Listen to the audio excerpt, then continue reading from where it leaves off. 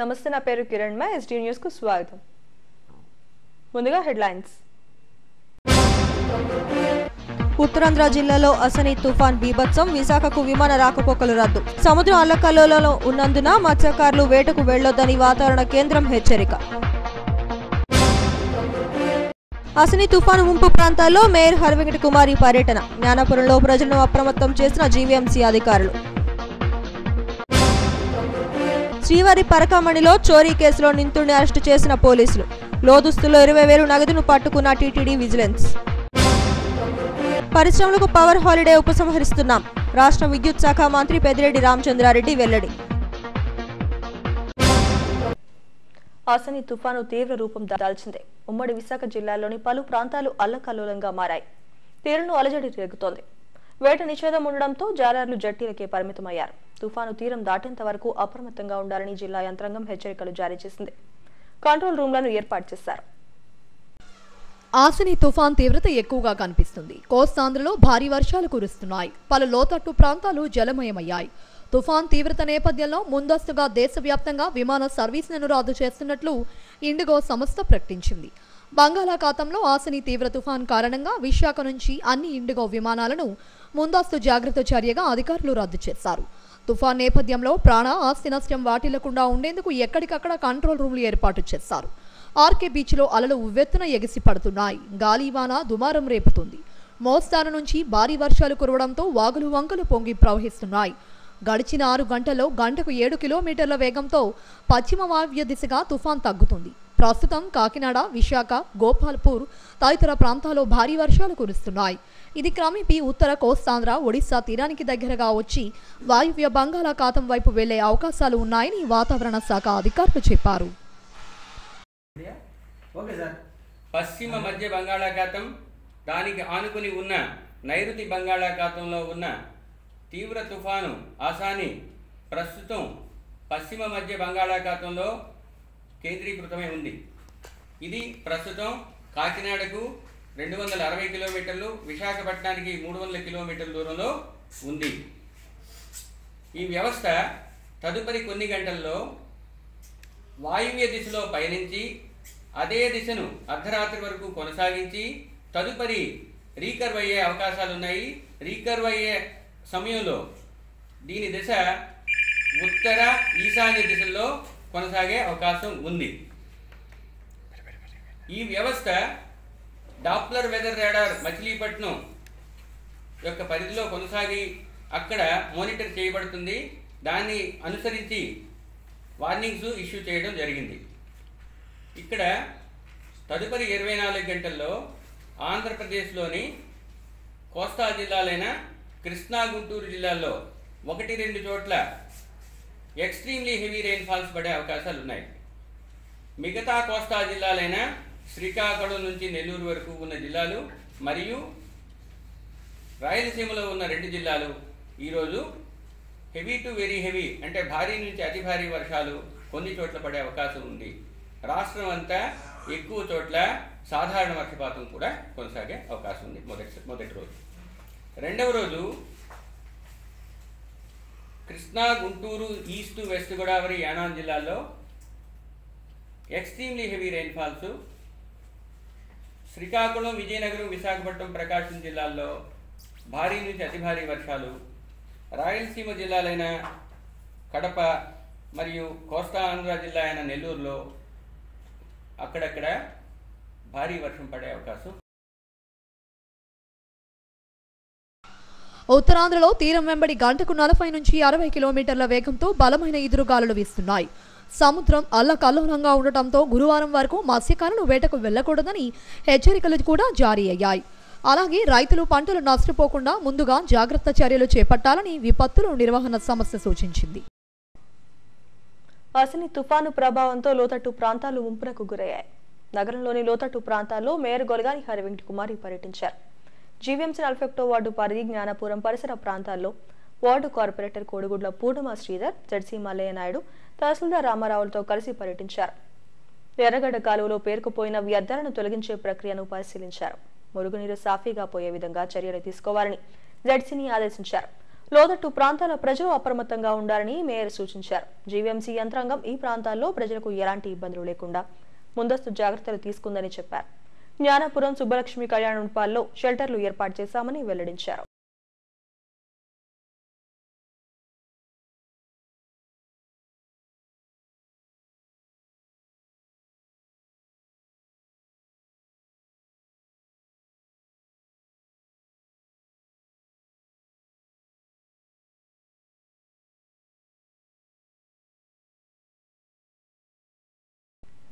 తిరుమల శ్రీవారి హుండీ ఆదాయం లెక్కింపులో అవుట్సోర్సింగ్ ఉద్యోగి చోరీకి పాల్పడిన ఘటన కలకలం రేపింది.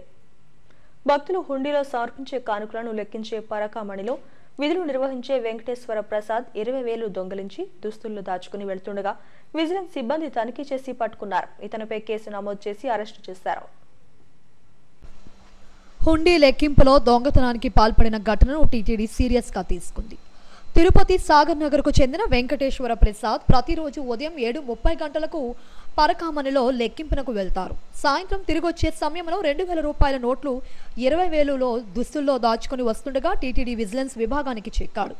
ఇతనిని విజిలెన్స్ అధికారులు విచారించగానే దాన్ని అంగీకరించాడు. ఈ మేరకు తిరుపతి పోలీసులకు ఫిర్యాదు చేశారు. ఫిర్యాదు మేరకు వెంకటేశ్వర ప్రసాద్ ను అరెస్టు చేసి న్యాయస్థానం ఎదుట హాజరుపరిచామని తిరుపతి 1 టౌన్ సిఐ జగన్మోహన్ రెడ్డి తెలిపారు. పరకామణి అంటే డబ్బులు లెక్క పెట్టే స్వామివారికి దాతలు వేసినటువంటి కానుకలను లెక్కించే ప్లేస్ అది. అక్కడ వెంకటేశ్వర ప్రసాద్ అనే ఒక పర్సన్ జనరల్గా ఏంటంటే అక్కడ డబ్బులు లెక్కించేదానికి వాలంటీర్స్ కొంతమంది ఉంటారు. ఆంధ్రా బ్యాంకు మరియు స్టేట్ బ్యాంక్ ఆధ్వర్యంలో ఒక ఏజెన్సీ ద్వారా రిక్రూట్ చేసుకున్నటువంటి కొంతమంది కూడా ఈ పరకామణిలో ఈ కానుకలు లెక్కించే క్రమంలో నియమింపబడతారు. ఇందులో భాగంగానే వెంకటేశ్వర ప్రసాద్ అనే ఒక పర్సన్ ఏజ్ అరౌండ్ 59 years ఉంటాయి. అతని తిరుపతిలో సాయినగర్లో ఉంటాడు. అతను కూడా యథావిధిగా ఈ కానుకలను లెక్కించే క్రమంలో మార్నింగ్ టైం పరకామణిలోకి వెళ్ళడం జరిగింది. వెళ్ళిన తర్వాత డైలీ రొటీన్ డ్యూటీ చూసుకొని 10 o'clock అంటే మార్నింగ్ 7:30కి అట్లా ఇన్ అవుతాడు. ఇన్ అయ్యేటప్పుడు కూడా క్లియర్గా చెక్ చేసే మన సెక్యూరిటీ సిబ్బంది చెక్ చేసే లోపలికి అలౌ చేస్తారు. అందులో భాగంగానే అతను మళ్ళీ బయటకు వచ్చే క్రమంలో కూడా క్లియర్గా అతన్ని చెక్ చేశారు. చెక్ చేసినప్పుడు అతని దగ్గర 20,000 రూపాయలు అంటే 2,000 రూపాయలకు సంబంధించిన నోట్లు ఒక 10 నోట్లు అండర్వేర్ లోపల అంటే ఇన్నర్ సైడ్ ఆ బటక్స్కి మధ్యలో ఒక 2,000 రూపీస్ నోట్స్ దాచుకోవడం బయటికి తీసుకుపోయే క్రమంలో మన సెక్యూరిటీ వాళ్ళు తనిఖీ చేస్తే అతను పట్టుబడ్డాడు. పట్టుబడిన తర్వాత సదరు విషయాన్ని సెక్యూరిటీ సిబ్బంది విజిలెన్స్కి అధికారులకు ఇన్ఫామ్ చేయడం, వాళ్ళు ఎంక్వైరీ చేసుకున్న తర్వాత ఆ వెంకటేశ్వర ప్రసాద్ అనే అతను దేవుని సొత్తు అక్కడి నుంచి దొంగిలించి తీసుకుపోయే క్రమంలో పట్టుబడినట్టుగా నిజాన్ని ఒప్పుకున్నట్టుగా నిన్నటి దినం పోలీస్ స్టేషన్లో ఫిర్యాదు చేయడం జరిగింది. సదరు ఫిర్యాదు మేరకు కేసు రిజిస్టర్ చేయడం జరిగింది. పరకామణిలో చోరీ జరగడాన్ని టీటీడీ విజిలెన్స్ విభాగం సీరియస్ గా తీసుకుంది. భద్రతా అధికారి Narasimha Kishore command control room లో విజిలెన్స్ సిబ్బందితో సమావేశమై భద్రతా వైఫల్యాలపై చర్చించారు. భక్తులు సమర్పించే విరాళాలను నగదును దొంగలించే వారిని ఉపేక్షించేదే లేదని విజిలెన్స్ అధికారి నరసింహ కిషోర్ తెలిపారు. శ్రీవారి ఆలయంలో భద్రతా చర్యలు మరింతగా పెంచుతామని చెప్పారు. ఫుల్ ప్రూఫ్ సెక్యూరిటీ కానీ లేకపోతే విజిలెన్స్ ఇవ్వడానికి దానిలో భాగంగానే మరింత సెక్యూరిటీ ఉన్నటువంటి పరకామణి ప్రొవైడ్ చేయడానికి మనం వేరే దగ్గర చాలా సెక్యూర్డ్ పరకామణి పెడుతున్నాము. దానిలో భాగంగా మనం 3rd phase ఆఫ్ సీసీ కెమెరాలో కెమెరా సిస్టమ్ కూడా మనం పక్కాగా ఎస్టాబ్లిష్ చేసుకుంటున్నాం. అదేవిధంగా స్కానర్స్ కూడా, బికాజ్ టెంపుల్లో మనకి ప్లేస్ కన్స్ట్రెయింట్ ఉంది బాగా. సో అందువల్ల ఏంటంటే సపరేట్ స్కానర్స్ పెట్టి అసలు హ్యూమన్ ఇంటర్ఫేస్ ఎంత తగ్గించాలి, స్కానింగ్ ఎంత బాగా చేయాలి, how many layers of checking must take place అనేది మనము ఇక్కడ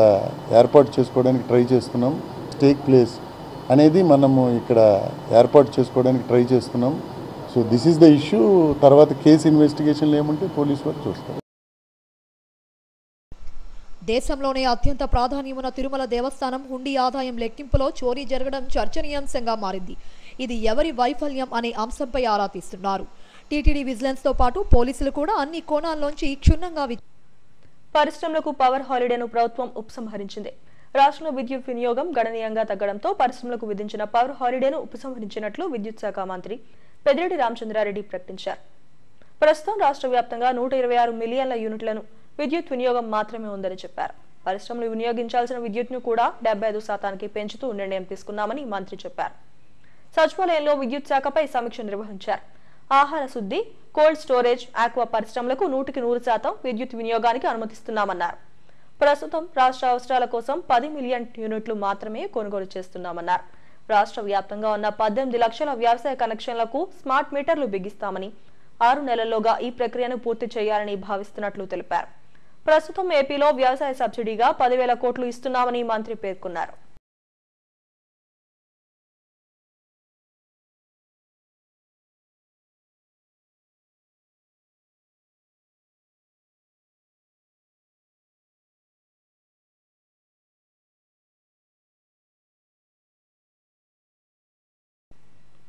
ఆంధ్ర యూనివర్సిటీ చిత్రకళా విభాగం ఆధ్వర్యంలో ఫైన్ ఆర్ట్స్ డిగ్రీ, పీజీ విద్యార్థులు కళా ప్రతిభ ప్రదర్శన ఆకట్టుకుంది. శివాజీపాలెంలోని ఏయూ ఫైన్ ఆర్ట్స్ కళాశాలలో ఏర్పాటు చేసిన ఈ ప్రదర్శనను వీసీ ఆచార్య ప్రసాద్ రెడ్డి ప్రారంభించారు. విద్యార్థులు తీర్చిదిద్దిన కళారూపాలను ఆసక్తిగా తిలకించారు. ప్రదర్శనలో పెయింటింగ్స్ తో పాటు రాయి, చెక్క, ఫైబర్, కాంస్యం తదితర పదార్థాలతో తయారు చేసిన అందమైన కళాఖండాలు కొలువుదీరాయి. ప్రతి విద్యార్థిని వీసీ అభినందించారు. చిత్రకళా ప్రదర్శన 3 రోజుల పాటు కొనసాగుతుందని విభాగాధిపతి బి సింహాచలం తెలిపారు. ఈ కార్యక్రమంలో ఏయూ రెక్టర్ ఆచార్య Samatha, registrar professor Krishnamohan, principal P Rajendra Karmakar తదితరులు పాల్గొన్నారు.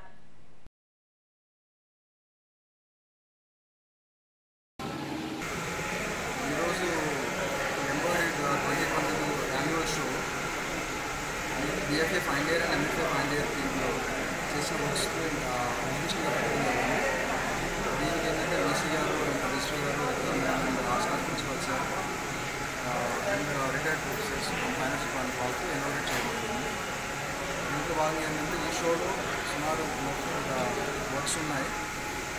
సో దీంట్లో ఏంటంటే బిఎఫ్ఏ ఫైనల్ ఇయర్ నుంచి అండ్ ఎంఏ ఫైనల్ ఇయర్ నుంచి పిల్లలు చేసిన drawings, paintings, prints, sculptures and installations ఇటువంటి వర్క్స్ పిల్లలందరూ కూడా human life, human nature and human life style అనే కాన్సెప్ట్ మీద తీసుకొని చేయడం జరిగింది మోస్ట్లీ వర్క్స్.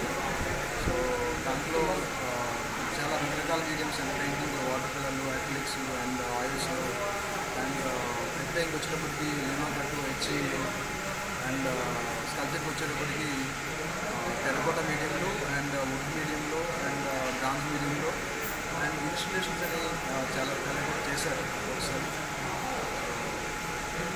ఇది మంచి సువర్ణ అవకాశం మన వైజాగ్ పీపుల్కి. సో అందరూ అసని తుఫాను దిశ మార్చుకుంది. బుధవారం సాయంత్రంలోగా మచిలీపట్నం వద్ద తీరం దాటే అవకాశం ఉందని అమరావతి వాతావరణ శాఖ అధికారిని స్టెల్లా తెలిపారు. తుఫాను ప్రభావంతో కోస్తా రాయలసీమ జిల్లాలో భారీ నుంచి అతి భారీ వర్షాలు కురిసే అవకాశం ఉందని చెప్పారు. మచిలీపట్నం వద్ద తీరాన్ని తాకి మళ్లీ విశాఖ వద్ద సముద్రంలోకి ప్రవేశించే అవకాశం ఉందని ఐఎండీ తెలిపింది. బుధ, గురువారాల్లో గంటకు 50 నుంచి 70 కిలోమీటర్ల వేగంతో గాలులు వీచే అవకాశం ఉందని, మత్స్యకారులు ఎవరూ వేటకు వెళ్లొద్దని హెచ్చరికలు జారీ చేశారు. అవకాశం ఉంటుంది. మరియు రేపు కోస్తాంధ్రలో తేలికపాటి నుండి ఒక మోస్తరు వర్షాలు అనేక చోట్ల కురిసే అవకాశం ఉంటుంది. చాలా చోట్ల భారీ నుండి అతి భారీ వర్షం కూడా 1-2 చోట్ల కురిసే అవకాశం ఉంటుంది. ముఖ్యంగా గుంటూరు, కృష్ణా, వెస్ట్ గోదావరి, ఈస్ట్ గోదావరి జిల్లాలలో 1-2 చోట్ల అత్యంత భారీ వర్షం కురిసే అవకాశం ఉంటుంది. కోస్తాంధ్ర ప్రాంతాలలో ఈరోజు పెనుగాలులు గంటకి 40 నుండి 50 కిలోమీటర్ వేగం, అత్యధికంగా 60 కిలోమీటర్ వేగంతో వీచే అవకాశం ఉంటుంది. రేపు 55 నుండి 65 కిలోమీటర్, అత్యధికంగా 75 కిలోమీటర్ వేగంతో వీచుతాయి. కాబట్టి మత్స్యకారులు సముద్రంలోనికి ఈ రోజు మరియు అసని తుఫాను తీవ్రతతో దేశవ్యాప్తంగా విమాన సర్వీసులను రద్దు చేసినట్లు ఇండిగో ప్రకటించింది. బంగాళాఖాతంలో అసని తీవ్ర తుఫాను కారణంగా విశాఖ నుంచి అన్ని ఇండిగో విమానాలను ముందస్తుగా జాగ్రత్తలు రద్దు చేశారు. మొత్తం 23 సర్వీసులు రద్దయ్యాయి. అలాగే ఎయిర్ ఏషియాకు చెందిన ఢిల్లీ, విశాఖ, బెంగళూరు, విశాఖ సర్వీసులను కూడా రద్దు చేశారు. ఎయిర్ ఇండియాకు చెందిన ముంబై, రాయ్పూర్, విశాఖ, ఢిల్లీ, విశాఖ విమానాలు రద్దయ్యాయి. ఎయిర్ ఏషియాకు చెందిన మరో 4 విమానాలను కూడా రద్దు చేశారు. అటు చెన్నై ఎయిర్పోర్టు కూడా పలు విమానాలను రద్దు చేసింది.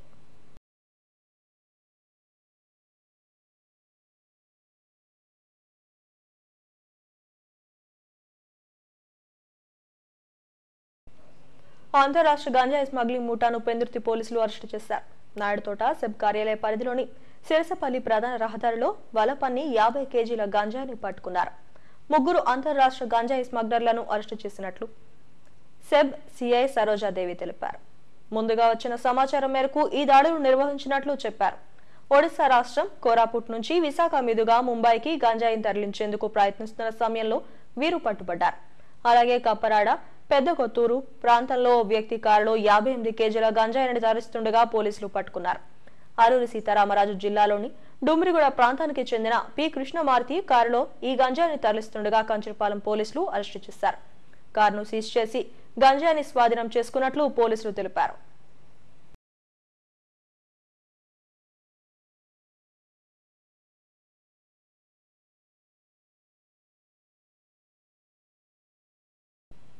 రాష్ట్రంలో పెండింగ్ ప్రాజెక్టులన్నీ పూర్తి చేయాలని ముఖ్యమంత్రి జగన్మోహన్ రెడ్డి అధికారులను ఆదేశించారు.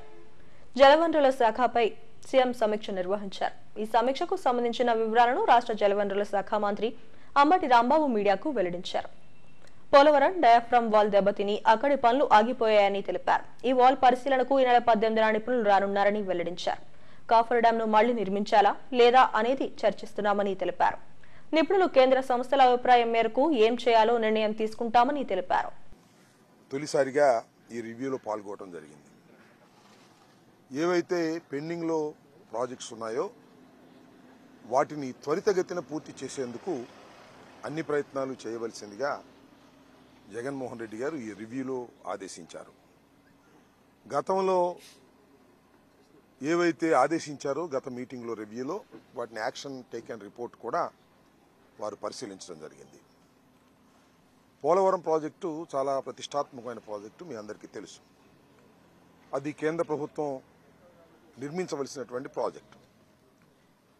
కొన్ని కారణాల వల్ల మీ అందరికీ తెలిసిన కారణాలే చంద్రబాబు నాయుడు గారి టైంలో వారు తీసుకున్న నిర్ణయం వలన రాష్ట్ర ప్రభుత్వం దాన్ని ఫెసిలిటేట్ చేస్తుంది. ముందుగా రాష్ట్ర ప్రభుత్వం డబ్బులు పే చేస్తుంది, తర్వాత వాళ్ళు రీఎంబర్స్ చేస్తున్నారు. ఇప్పుడు సుమారుగా 2600 కోట్ల రూపాయలు రాష్ట్ర ప్రభుత్వం కాంట్రాక్ట్కి పే చేసింది. అది కేంద్ర ప్రభుత్వం ఇంతవరకు రిలీజ్ చేయలేదు. రిలీజ్ చేయకపోవటం వలన కొద్దిగా ఫండ్స్ ప్రాబ్లం వస్తున్నది. దాన్ని గట్టిగా పర్స్యూ చేసి కేంద్ర ప్రభుత్వం దగ్గర నుంచి 2600 కోట్ల రూపాయలు రాబట్టగలిగితే త్వరలో ఇంకా వేగవంతంగా పనులు చేయడానికి అవకాశం ఉంటుందనేది వారు మాకు చెప్పినటువంటి అంశం. దాని మీద కేంద్ర ప్రభుత్వంతో పరిశీలన చేసి అధికారులు కూడా మాట్లాడి దాన్ని తొందరగా తీసుకునేటువంటి కార్యక్రమం. పరువు హత్యలు జరగడంలో పోలీసుల వైఫల్యం ఉందని మహిళా చేతన ప్రధాన కార్యదర్శి కె పద్మ ఆరోపించారు. ప్రెస్ క్లబ్ లో మీడియాతో మాట్లాడారు. దళిత యువకుడు నాగరాజు హత్యకు కారణమైన వారిని కఠినంగా శిక్షించారన్నారు. ఇటీవల హైదరాబాద్ సరూర్ నగర్ లో ముస్లిం యువతిని ప్రేమించి పెళ్లి చేసుకున్నందుకు బిల్లిపురం నాగరాజు అనే యువకుడు పరువు హత్యకు గురయ్యాడు. ఈ నేపథ్యంలో ముస్లిం దిమ్కర్స్ ఫోరం మహిళా చేతన సంయుక్తంగా మీడియాతో మాట్లాడారు. గత 10 ఏళ్లుగా అస్రిన్ సుల్తానా నాగరాజులు ప్రేమించుకుంటున్నారని అన్నారు. జనవరి 31న ఆర్య సమాజంలో వివాహం చేసుకున్నారని తెలిపారు. పోలీసులు ఎస్సీ ఎస్టీ అట్రాసిటీ కేసు పెట్టి ఉంటే హత్య జరిగి ఉండేది కాదని అన్నారు.